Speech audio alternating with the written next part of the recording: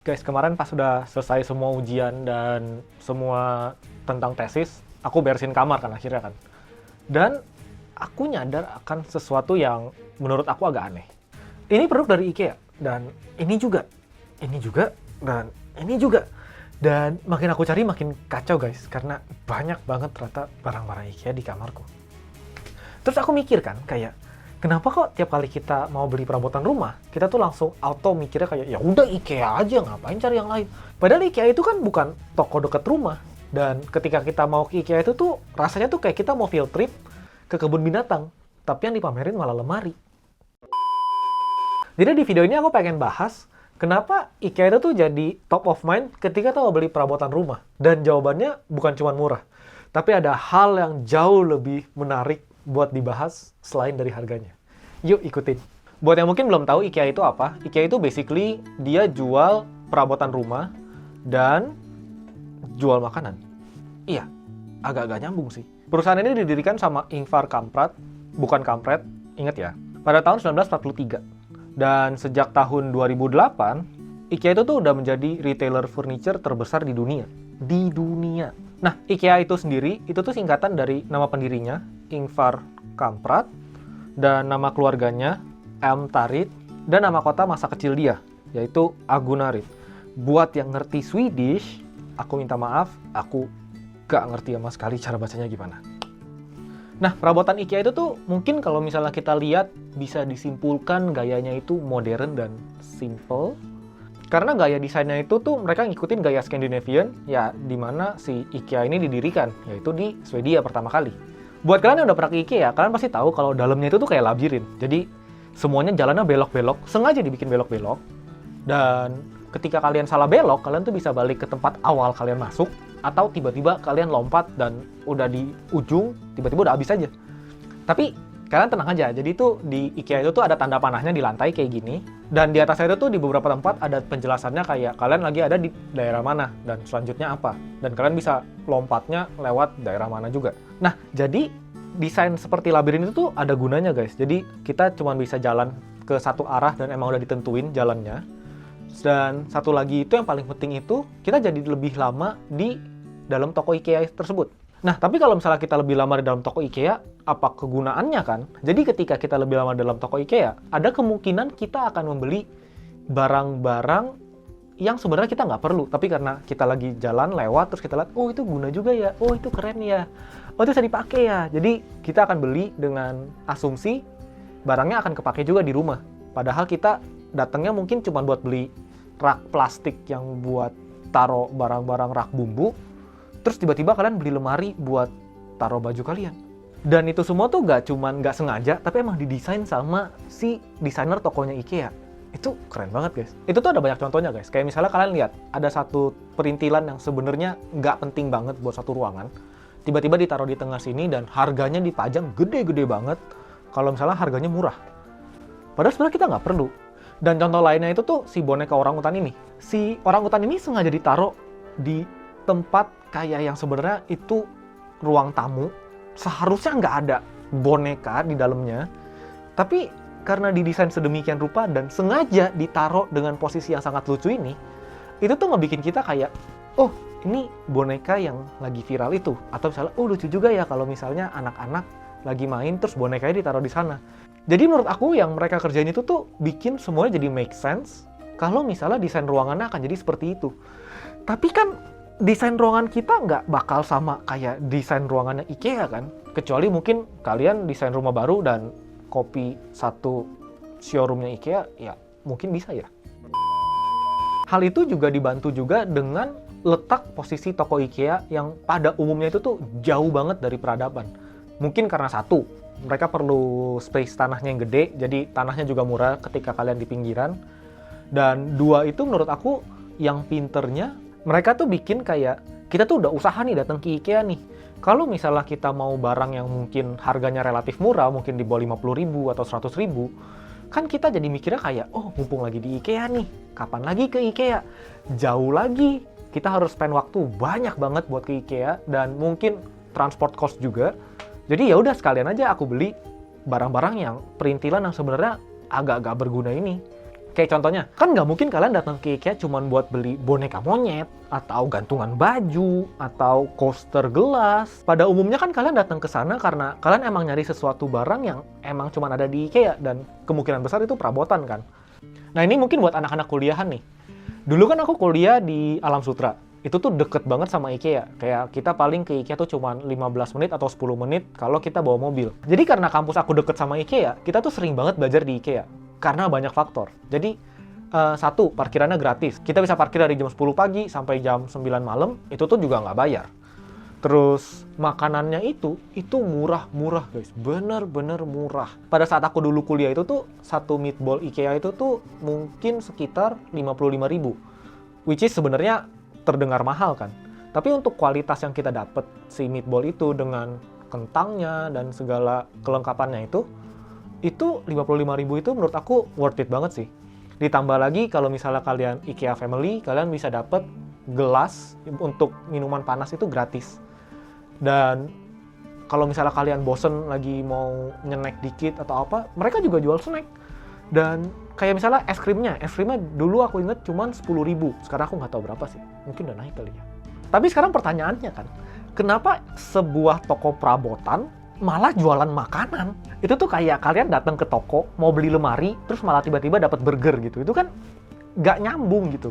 Tapi menurut studi ya guys, di restoran IKEA ini, mereka tuh dalam setahun di seluruh dunia mereka tuh dapat 700 juta pengunjung. 700 juta. Itu tuh banyak banget. Kalau misalnya kita hitung secara restoran, mungkin itu restoran terbesar di dunia guys yang bisa dapat 700 juta pengunjung dalam setahun. Ya, selain fast food chain ya. Nah, tapi si Bapak Kamprat ini tuh pinter banget guys. Aku ngefans banget sama si Bapak ini. Kita kan datang ke toko perabotan itu buat ngelihat desainnya kayak gimana, peletakan ntar di rumah kita kayak gimana.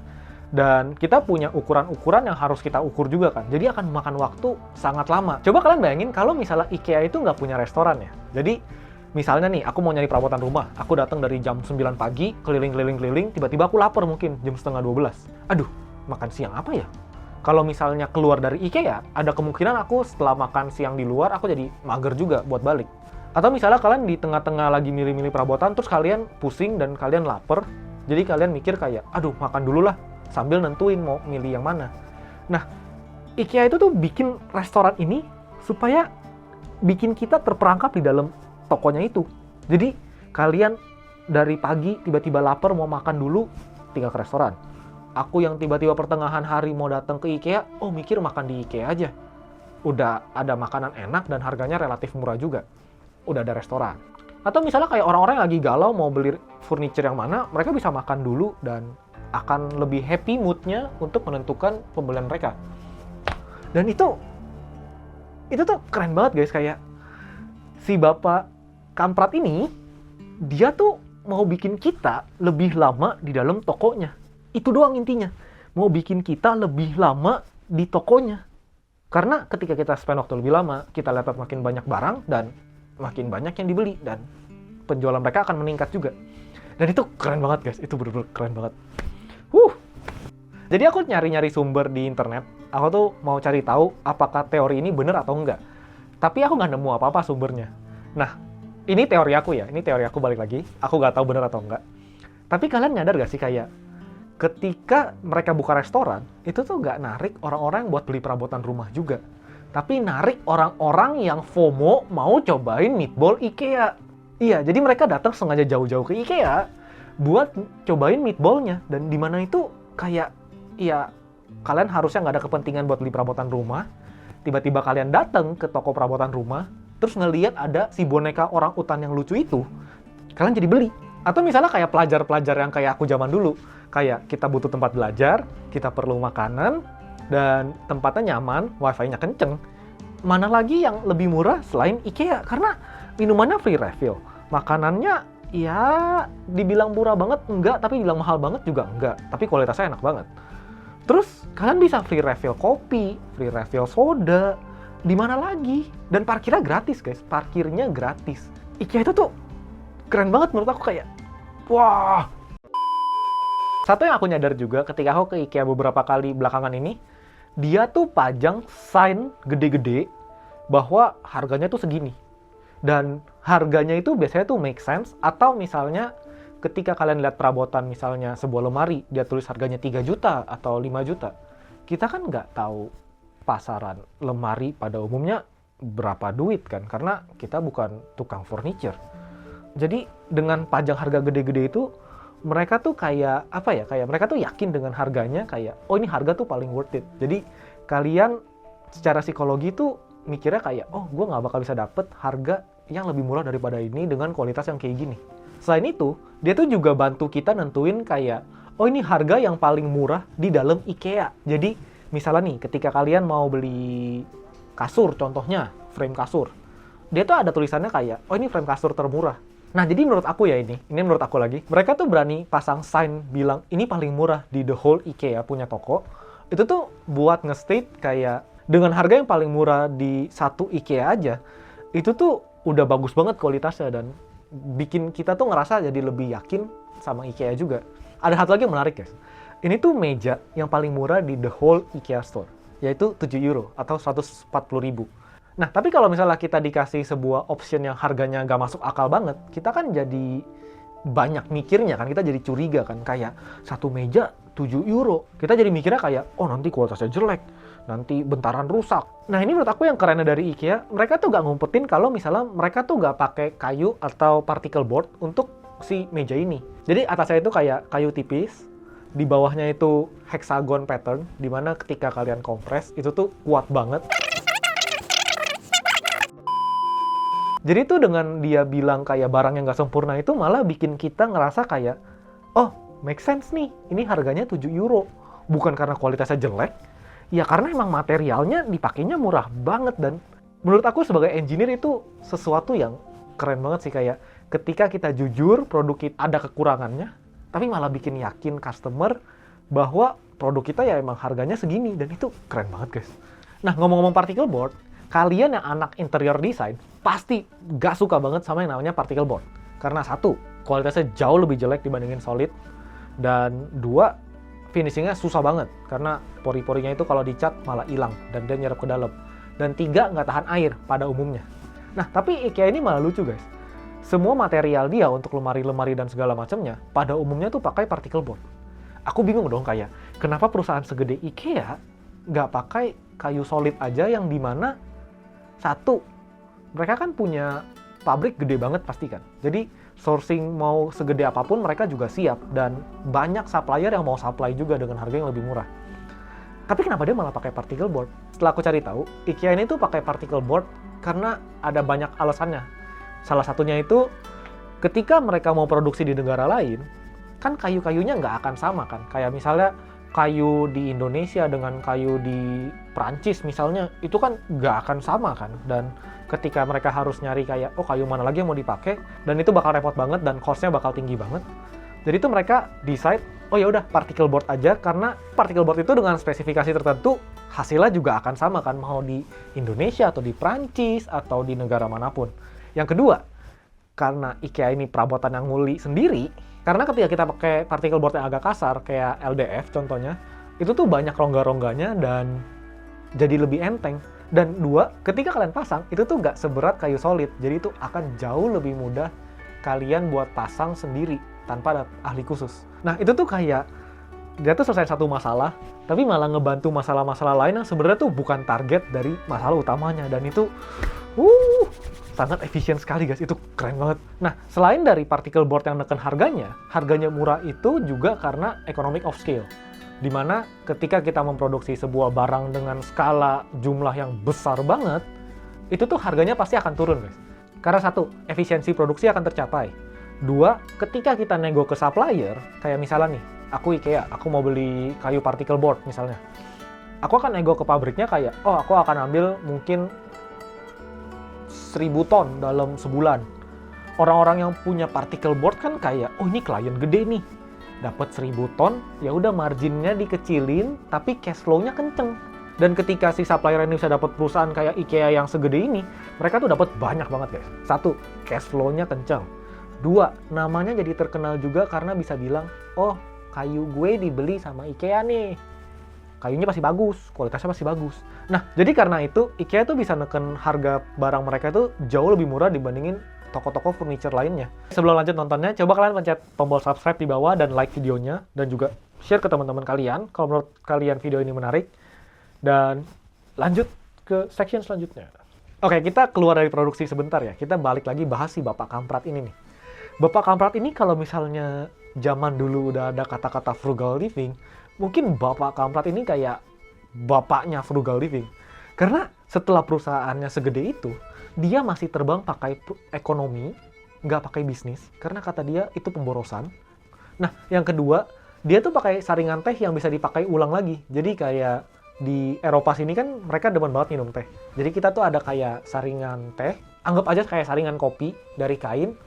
Dan itu tuh bisa diisi sama teh, dimasukin ke dalam air. Setelah minum tehnya, dia cuci si saringannya biar bisa dipakai lagi. Karena dia bener-bener gak suka ngabisin resource. Nah, jadi dengan keyakinan si Bapak Kamprat ini, dia tuh bilang, kalau misalnya, aku translate ke dalam bahasa Indonesia, pemborosan akan sumber daya adalah dosa berat di IKEA. Dan menurut aku itu tuh kelihatan banget di label-label produk IKEA. Kayak kalian lihat nih, tulisannya cuman hitam polos, gak ada apapun, gak ada yang kayak logo-logo kerennya atau apapun. Warnanya biasa putih hitam, dan iya, kegunaannya cuma buat kasih tahu kalian, ini barang apa, harganya berapa. Kalau kalian mau ngambil di gudangnya mereka, ya nomor raknya berapa. Dan ya udah, itu aja yang diperlukan kan buat sebuah label kan. Jadi kayak gak ada desain yang terlalu gimana banget. Karena desainnya gak aneh-aneh, itu tuh jadi simple banget buat mereka pindah dari satu negara ke negara lain. Dan selain itu juga, kan kita kalau misalnya ngeprint yang aneh-aneh kayak ada gambar, ada warna, itu kan harganya lebih mahal ya buat print sebuah label ya. Jadi desain hitam putih ini, itu tuh buat ngehemat biaya juga guys. Iya, terdengar sepele sih kayak, iya elah bang, print berwarna berapa duit sih, cuman hitam putih doang. Nah, tapi untuk perusahaan segede IKEA, itu kan skalanya gede banget ya. Misalnya kayak, kalian print hitam putih mungkin harganya 10, dan print berwarna itu mungkin harganya 30, perbedaannya cuma 20 perak, terdengar sepele sekali. Tapi kalian bayangin deh, misalnya mereka print 1 miliar kertas, dan dengan harga perbedaannya itu 20 perak, itu tuh udah 20 M guys. Dan itu gede banget. Desain simple ini tuh gak cuman dari label-labelnya, tapi juga dari kotak-kotak packagingnya mereka guys. Jadi kalian lihat nih, packagingnya cuma putih, printan hitam, ada gambarnya, ada tulisannya, namanya apa, selesai. Kalian lihat yang coklat, sama juga. Ada kotak coklat, di print, warnanya hitam juga. Kalian lihat itu apa, ada gambarnya kayak gimana, selesai. Nah, ngomong-ngomong soal packaging, menurut aku ini yang paling keren dari IKEA, dari sisi pandang aku sebagai engineer. Kalian bayangin deh, kalau misalnya kalian mau pindahan rumah, yang paling masalah itu ada di kubikasi pengiriman kalian kan. Misalnya kalian mau pindah rumah dengan mobil box. Barang-barang kalian kayak misalnya meja atau kursi, itu kan akan makan tempat karena ada space kosongnya kan. Kayak misalnya kaki kursi kalian bawahnya akan ya kosong kan. Nah, hal ini tuh kejadian sama desainer IKEA. Ketika dia mau pindahan, dia tuh mau masukin kursinya ke dalam bagasi mobil.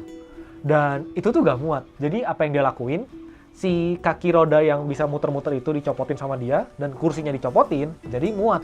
Dan dia tuh nyadar akan sesuatu kayak, oh, ternyata kursi bisa dicopot seperti ini ya.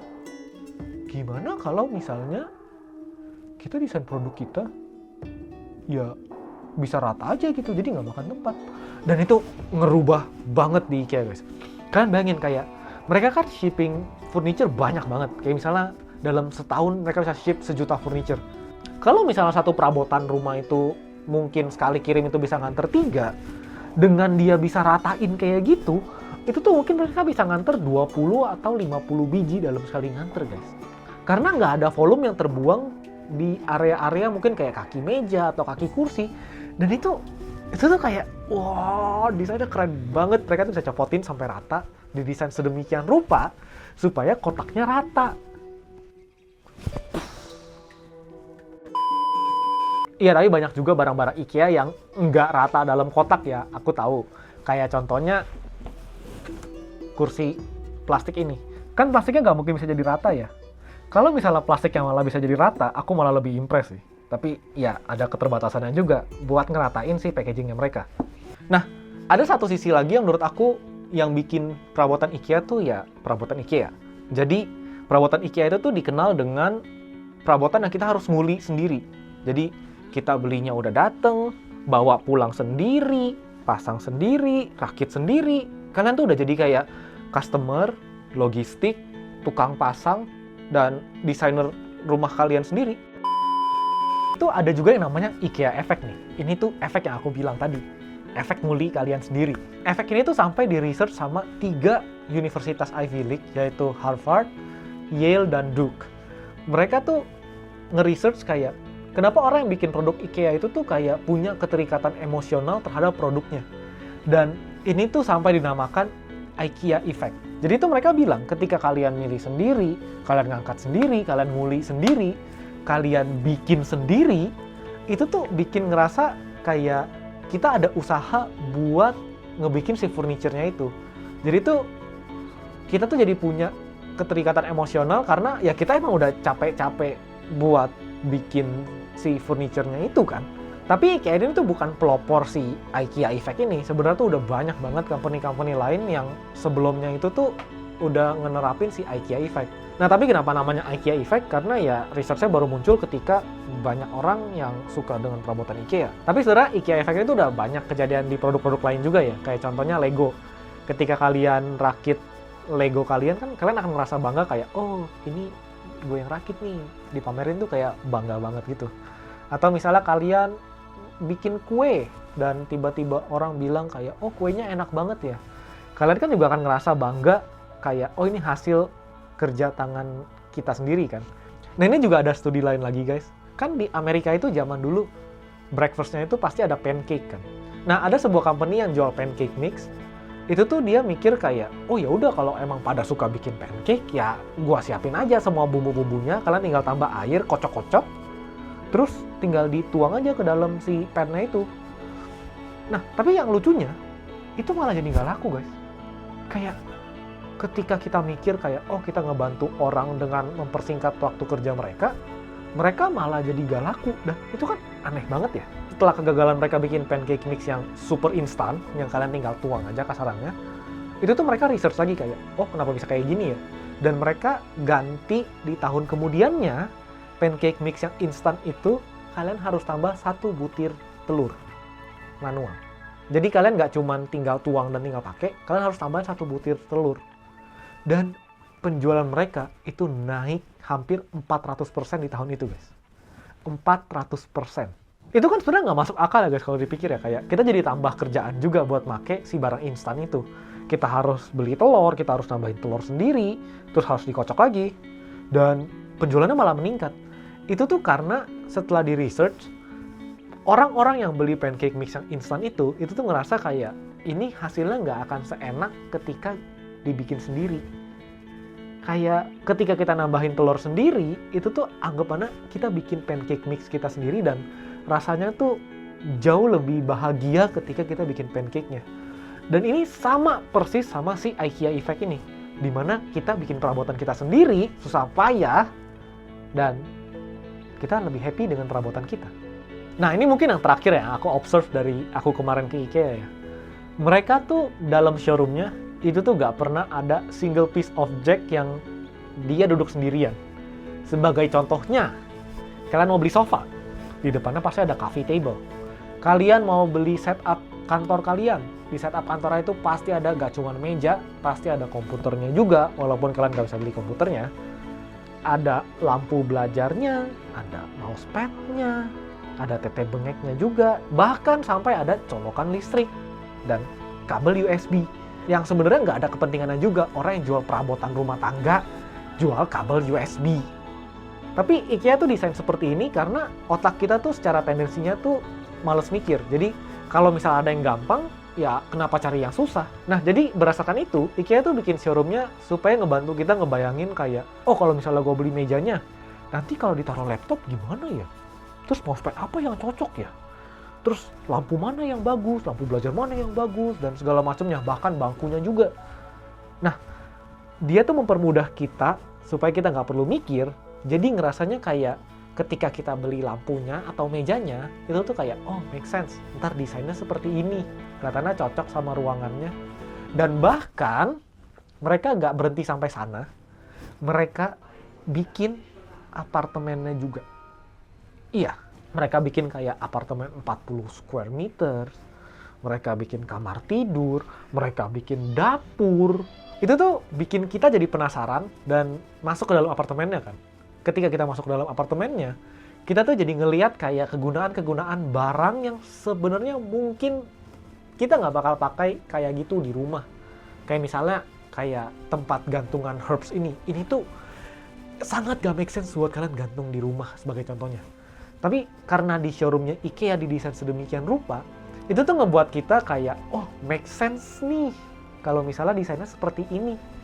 Dan ketika kalian udah mikir make sense, kalian akan beli barang-barangnya IKEA dan penjualan mereka akan meningkat lagi. Dan kalian lihat deh, satu showroom ini tuh pasti diisi sama barang-barang IKEA. Nah ini hal yang aku baru nyadar kemarin. Jadi ketika ada satu pajangan di IKEA kayak showroom gitu, kalau misalnya kalian lihat di sekelilingnya, itu tuh barang itu pasti ada raknya buat kalian ambil. Ini satu efek terakhir yang menurut aku ketika kalian belanja di IKEA, dia tuh gak kasih resistance buat kalian ngambil barangnya. Jadi bayangin. Ketika kalian lihat misalnya sebuah meja belajar di atas sebuah meja, dan itu tuh make sense nih kayak lampu belajarnya di sana gitu. Bayangin ketika kalian harus jalan agak jauh dan keliling-keliling buat beli satu lampu belajar itu, kalian tuh akan ngeliat lampu belajar lain yang kayak, oh ini lebih bagus ya, oh ini lebih unik ya bentuknya ya.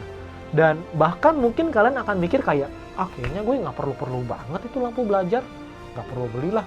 Nah, karena barangnya ditaruh di sebelah tempat pajangannya, ya kemungkinan kalian buat gak jadi beli itu jadi jauh lebih kecil. Nah, ini tuh hal-hal yang kelihatannya mungkin sepele, tapi itu sangat berdampak banget sama keputusan kita buat beli barang-barangnya IKEA. Dan itu keren banget menurut aku. Wow. Oke, kayaknya aku udah harus stop fanboying IKEA karena ini udah terlalu panjang banget. Dan kalau misalnya kalian pernah ke IKEA, apa yang kalian inget dari IKEA? Pengalaman apa yang kalian ingat dari IKEA? Dan menurut kalian ada desain-desain toko IKEA kayak gimana lagi yang berdampak sama nama IKEA itu jadi gede banget sekarang ini? Aku tunggu di kolom komentar ya.